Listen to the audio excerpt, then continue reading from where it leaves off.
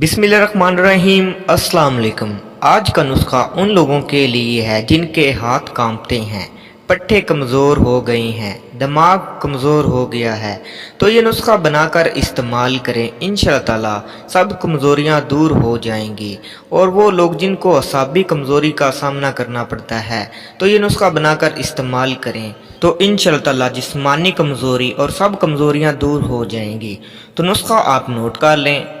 रोज़ाना रात को 8 दाने बादाम के, 21 दाने किशमिश के और 2 दाने अंजीर के आपने 1 गिलास पानी में भिगो कर रख देने हैं और सुबह निहार मुँह ऐसा ऐसा इन्हें चबाकर खाना है और ऊपर से 1 कप दूध पी लेना है।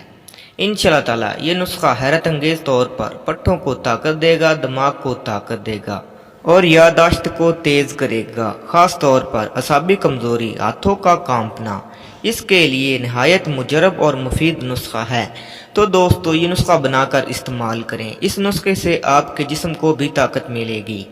नुस्खा बनाकर इस्तेमाल करें और दुआओं में याद रखें। मज़ीद अच्छी वीडियो देखने के लिए हमारे चैनल को ज़रूर सब्सक्राइब करें।